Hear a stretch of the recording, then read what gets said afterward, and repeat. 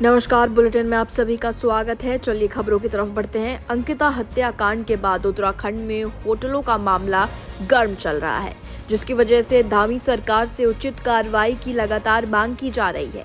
होटलों में अनियमितताओं को लेकर पुलिस अध्यक्ष पंकज भट्ट पूरे नैनीताल में जबरदस्त जांच चला रहे हैं। हल्द्वानी में करीब 16 से 18 होटलों पर कार्रवाई भी हुई है। बतौर चालान सभी से 10,000 रुपए भी लिए गए। वहीं 10 होटलों और रिजॉर्ट को सीज भी कर लिया गया है। में अगर देखा जाए तो टोटल अभी तक 10 होटल जो रिजॉर्ट हैं वो सीज़ किए गए हैं। इसके अलावा 19 पे जो है 13 पुलिस एक्ट के अंतर्गत कार्रवाई की गई है और 4,000 व्यक्तियों का सत्यापन अभी तक हो चुका है। अगली खबर चीरखता से है। चीरखता के संरक्षित क्षेत्रों में वन गुजरों के अतिक्रमण पर वन विभाग ने कड़ा एक्शन ले लिया है। लंबे समय से वन गुजर जंगलों का दोहन कर रहे थे, जिस पर एक्शन लेते हुए एसडीओ शशि देव और तहसीलदार सचिन कुमार ने अतिक्रमण हटाओ कार्रवाई की और कई एकड़ जमीन को वापस कब्जे में लिया। इस दौरान दोनों गुटों में काफी नोक-झोंक भी हुई। मेरे पिताजी यहाँ रहते थे, उसके पहले मेरे दादाजी यहाँ रहते थे। सदियों से हम यहाँ रह रहे हैं। ये वन विभाग की दादागिरी है, दबंगी है, ज़बरदस्ती हमारे साथ ऐसा कर रहे हैं। और जबकि हमने वन अधिकार अधिनियम 2006 के अंतर्गत दावे भर रखे हैं और वो जमा कर रखे हैं। और डीएम साहब का सीधा आदेश है कि जब तक इनके परमिटरों की कोई वो नहीं होती, जब तक इनको ना छेड़ा जाए। और ये कोर्ट से भी आदेश है, हाईकोर्ट में मामला चल रहा है हमारा। अतिक्रमणकारी बताया उन्होंने कौन से एरिया जिन्होंने इतने जो ध्वस्तीकरण कराया है, जो कार्रवाई की? ये कोई अतिक्रमण नहीं है, हमारा पुराना कब्जा। हम जानवरों के लिए गाय भैंसों के लिए चारा बोते हैं और वो होता है सदियों से। जो भी वनगुजर बिरादरी है, इन्होंने दावे प्रपत्र फॉरेस्ट राइट एक्ट 2006 के अंतर्गत सारे दावे प्रपत्र भर रखे हैं। और इनके दावे प्रपत्र जो हैं वो एसडीएलसी में, एसडीएम लेवल में जो समाज कल्याण में जमा है। अभी फॉरेस्ट डिपार्टमेंट अचानक आया बगैर किसी नोटिस के, कानून को अपने हाथों में लेके, मानो कि कानून को ऐसे रोक दिया गया हो कि देश में कोई कानून ही ना हो। इस प्रकार से फॉरेस्ट डिपार्टमेंट आया। बार बार रिक्वेस्ट करने के बावजूद भी इन्होंने अपनी दबंगई दिखाई। 150-200 मतलब जो है डिपार्टमेंट आए, 150-200 की तादाद में यहाँ पे डिपार्टमेंट की लेडीज जो है डिपार्टमेंट लेडीज और जेंट्स आए और उन्होंने अपनी दबंगई दिखाई। बार बार मैंने forest department forest right act का हवाला दिया, लेकिन एक भी चीज़ फॉरेस्ट राइट एक्ट की सेक्शन 4 और 5 का सीधे तौर पर उल्लंघन किया सर इन्होंने। पंचकुला में भारतीय किसान यूनियन चडूनी ग्रुप ने अपनी मांगों को लेकर अनोखा प्रदर्शन किया है। अर्धनंग होकर उपायुक्त कार्यालय के बाहर जमकर नारे लगाए। किसान यूनियन के जिला अध्यक्ष नरेंद्र सिंह की अध्यक्षता में किसानों ने फसलों के मुआवजे की बात भी की।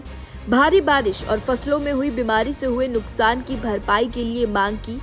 वहीं बैंकों की रिकवरी पर रोक लगाने का जमकर विरोध भी किया। को अपनी 2-3 मांगों को लेकर मिले थे। एक हमारी जो मुश्तरका श्यामला मुश्तरका मालकान जमीन है वो, और दूसरा जो हमारी बीमारी के कारण फसल खराब हुई है वो।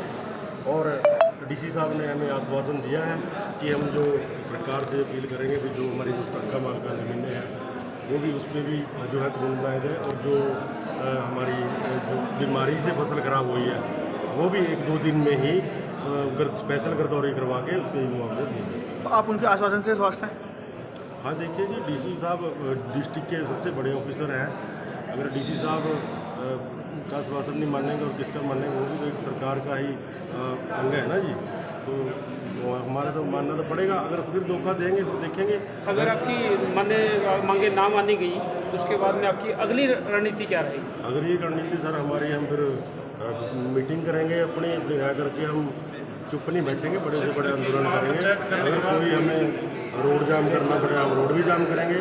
अगर कोई धरना या कुछ भी प्रदर्शन करना पड़ा, बड़े से बड़ा प्रदर्शन करेंगे। मतलब करवा नहीं दे देंगे जी, पर अपनी ज़मीनें नहीं देंगे, ना अपनी बीमारी के मुआवजे देंगे।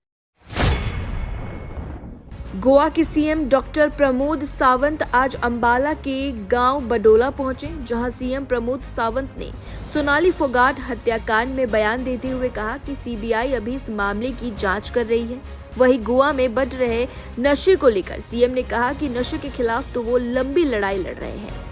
हमने तो केस सीबीआई को दे दिया है, तो आगे की इन्वेस्टिगेशन सीबीआई करेंगे। सर, गोवा के लिए डेफिनेटली उसके ऊपर तो हम बड़ी लड़ाई गोवा में लड़ ही रहे हैं। डेफिनेटली वो लड़ाई तो हम डेफिनेटली जीतेंगे। अगली खबर बरेली से है। बरेली आम आदमी पार्टी ने शहीद भगत सिंह की 115वां जयंती को केक काटकर मनाया। इस कार्यक्रम के दौरान जिला अध्यक्ष राम सिंह मोया ने कहा कि आप पूरे देश में शहीद भगत सिंह को मना रहे हैं और शहीदों को याद किया जा रहा है। फिलहाल बुलेटिन में बस इतना ही। देश और दुनिया की तमाम खबरों से जुड़े रहने के लिए आप देखते रहे संभव टीवी।